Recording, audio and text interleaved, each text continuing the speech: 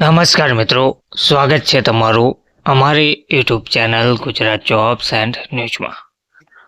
મિત્રો, પેન્શન સ્કીમને લઈને એક વધુ મહત્વપૂર્ણ સમાચાર સામે આવી રહ્યા છે। આ કર્મચારીઓને પણ પેન્શન સ્કીમમાં સામેલ કરવા વિચારણા ચાલી રહી છે।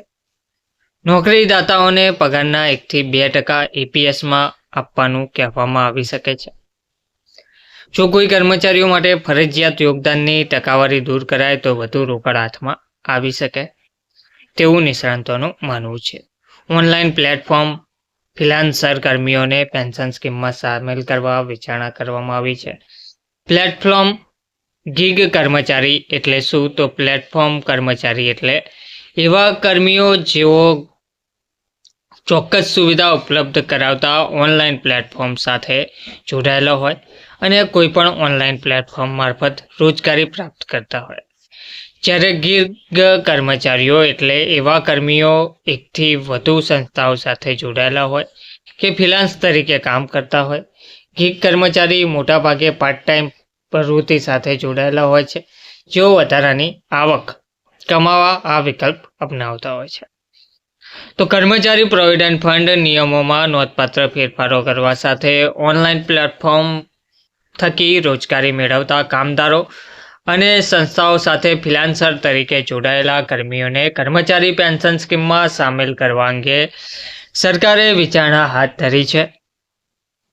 શ્રમ મંત્રાલયે EPFનો નિયમોમાં વ્યાપક ફેરફાર કરવા અંગેની વિચારણા હાથ ધરી છે, જેથી સબસ્ક્રાઇબર્સને EPFમાં યોગદાન આપવાનું માં વધુ સુગમતા મળી રહે। શ્રમ મંત્રાલય લાભાર્થીઓને ઊંચું પેન્શન આપવાના વિકલ્પો પણ વિચારી રહ્યું છે। વર્તમાન નિયમો મુજબ સબસ્ક્રાઇબરનું સંપૂર્ણ યોગદાન જે તેમના મૂળભૂત પગારના 12% છે તે EPFOને જાય છે, તો બીજી તરફ મેચિંગ કર્મચારીનું યોગદાન 2 ભાગમાં વહેંચાયેલું છે। 3.6% EPFમાં જાય છે, જ્યારે કર્મચારી પેન્શન સ્કીમ EPSને 8.33% જાય છે।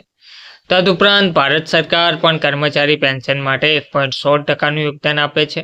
ઉપરાંત લેબર મંત્રાલય યોજના બનાવી રહ્યું છે કે ગીગ અને પ્લેટફોર્મ કામદારોને પણ EPSમાં સામેલ કરવામાં આવે। આવા કર્મચારીઓના નોકરીદાતાઓને કામદારની માસિક કમાણીના 1 થી 2% EPSમાં યોગદાન આપવા માટે કહેવામાં આવી શકે છે। તો શ્રમ મંત્રાલય આ મામલે રચાયેલ આંતરિક સમિતિના અહેવાલની રાહ જોઈ રહ્યું છે। આ અહેવાલ ડિસેમ્બરમાં સુપરત કરવામાં આવે તેવી શક્યતા છે। જો પ્લેટફોર્મ ગીગ વર્કર 2-3 સંસ્થાઓ સાથે જોડાયેલા હશે તો તે તમામને પેન્શનની જોગવાઈ અંગે કહેવામાં આવી શકે છે। જો કર્મચારીઓને 12% કરતાં વધુ યોગદાન આપવા માટે મંજૂરી આપવામાં આવે તો તેઓ વધુ યોગદાન આપી શકે અને નિવૃત્તિ પછી ઊંચું પેન્શન મેળવી શકે છે। જોકે મંત્રાલય વિવિધ વિકલ્પો અંગે વિચારણા કરી રહ્યું છે। વર્ષ 2022-23માં EPFOના કુલ ભંડોળમાં 21.3 લાખ કરોડ હતા, તેમજ વર્ષ 2021-22માં આ આંકડો ₹18.3 લાખ કરોડ હતો।